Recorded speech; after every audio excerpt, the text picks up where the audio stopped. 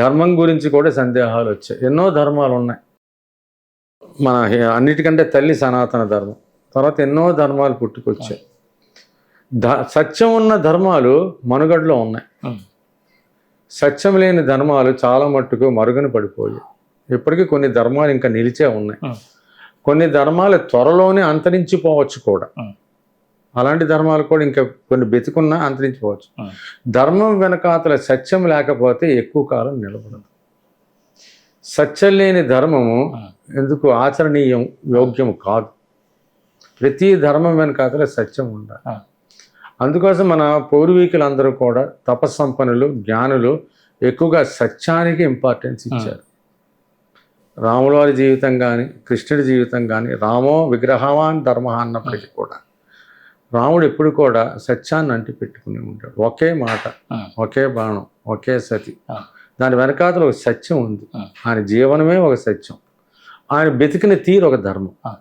అలాగే శ్రీకృష్ణుడు కూడా సత్యవంతంగా జీవించాడు.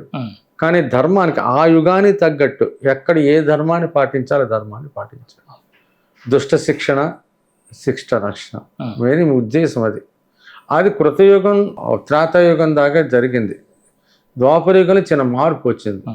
శ్రీకృష్ణుడు కూడా తన యుద్ధం చేయిపోయాను, మెల్లిగా ట్రాన్స్ఫర్మేషన్కి వస్తున్నారు. శ్రీకృష్ణుని గురువుగా భావించడం మొదలుపెట్టారు. రాముడిని పరమాత్మగా భావించాం, శ్రీకృష్ణుడిని జగద్గురువుగా భావించాం. అందుకోసం శ్రీకృష్ణుడు తప్పదని చెప్పేసి జయ విజయులు అని చెప్పి శిశుపాలుడిని, దంతభక్తుడిని హతమార్చాడు. కానీ భారత యుద్ధంలో మాత్రం ఆయన ఆయుధం పట్టలేదు. అన్ని పనులు కూడా అర్జునుడి చేతే చేయించాడు. సో మెల్లిగా సద్గురువులు అవతరించి దుష్ట శిక్షణ, శిష్టరక్షణ చేసే పనిని మెల్లిగా వాటి నుంచి కొంచెం పక్కకి తప్పుకున్నారు. ఎందుకు అంటే ప్రతి మనిషిలోని మంచి ఉంది, ప్రతి మనిషిలో చెడు ఉంది. ఈ గంట సేపు చాలా మంచివాడిగా ప్రవర్తిస్తాడు. మరి ఎందుకో ఒక్కసారి తారుమారి ఏదో ఆపర్చునిటీ దొరికి నెక్స్ట్ ఇంకో గంట తర్వాత చాలా దుర్మార్గంగా ప్రవర్తిస్తాడు. ప్రస్తుతం అన్నీ కూడా అలాగే జరుగుతున్నాయి. చూడడానికి మంచివాడే, కానీ ఎందుకో దేనికో లోనైపోయి అత్యాచారానికి ఒడిగట్టి, లేకపోతే తండ్రిని చంపేసి, తల్లిని గొడ్డలతో నడికేసి, అప్పటి వరకు నిన్నటి వరకు బాగున్నవాడు ఈరోజు ఒక దుర్మార్గుడి కింద తయారైపోతున్నాడు. భార్యని చంపేసి, పిల్లల్ని చంపేసి.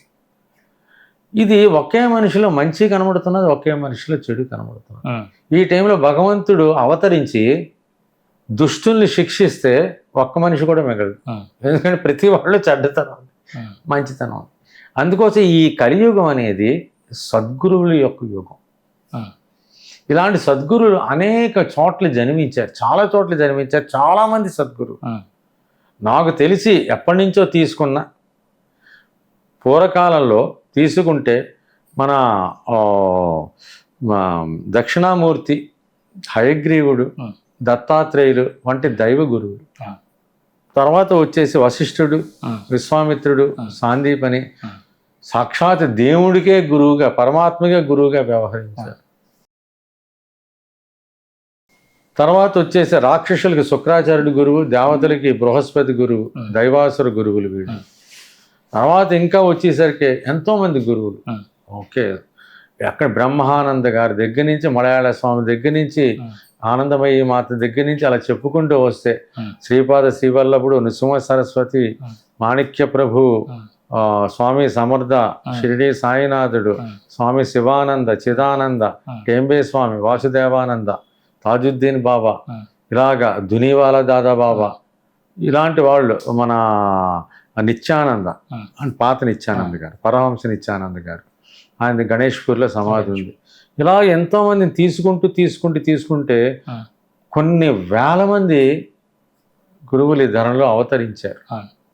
మనుషులని సక్రమైన మార్గంలో ప్రవేశపెట్టడానికి తమ వంతు ప్రయత్నం చేశారు. చాలా మార్పులు తీసుకొచ్చారు. మానవుని యొక్క ఆలోచనలోని, ఆధ్యాత్మిక పరిపక్వతలోని, ఏ రకంగా వెళితే మీరు ఆధ్యాత్మికతలో అనుభూతి పొందవచ్చు, పరమాత్మను అనుభూతి పొందవచ్చు, గురువు మిమ్మల్ని వెతుక్కుంటూ ఎలా వస్తాడు, ఎందుకోసం వస్తాడు, దానికి మీరు చెయ్యవలసింది ఏమిటి, ఇలాంటి ఎన్నో విషయాలను మనకు బోధించారు కూడా. అలాంటి ఎంతోమంది ఎగ్జాంపుల్స్ ఉన్నారు. ఈ తాజుద్దీన్ బాబా, షిరిడి సాయినాథుడు, దునివాల దాదా టెంబే స్వామి మనవాడు రాజమండ్రి నుంచి వెళ్ళారు. వాసుదేవానంద సరస్వతి అంటారు, ఆయన టెంబే స్వామి అని కూడా అంటారు.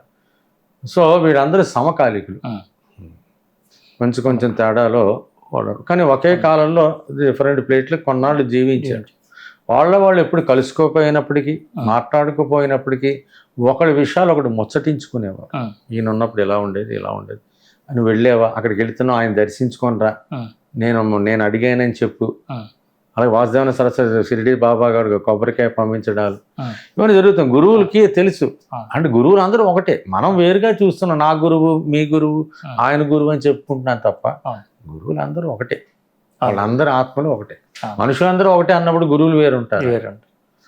సో ఈ రకమైన ఇలాంటి ఎన్నో బోధలు చెప్పాలంటే అంతులేనిది. అదే మీకు పరిప్రశ్న గురుబాధ. నేను గురువు కానీ కొన్ని సమయాల్లో ప్రశ్నలు అడిగాను, చాలా ఇంపార్టెంట్ ప్రశ్నలు. దానికి ఆయన నాకు ఇచ్చిన సమాధానాలు, నేను ఒక 48 ప్రశ్నల దాకా అడిగాను. చాలా టఫ్ క్వశ్చన్స్. ఆయన చాలా సరళమైన ఆన్సర్ ఇచ్చేశారు. ఆ ఆన్సర్ కోసం అని చెప్పి పురాణాలు ఉపనిషత్తులు తిరిగేసిన దొరకని సమాధానం వచ్చే సరళమైన ఒక వాక్యంతో ఆయన సమాధానం చెప్పడం జరిగింది. వాటన్నిటిని కూడా నందకంలో పొందుపరిచాను. ఓకే, అది మాహోర్లో జరిగింది. నేను అడిగిన మాహోర్లో.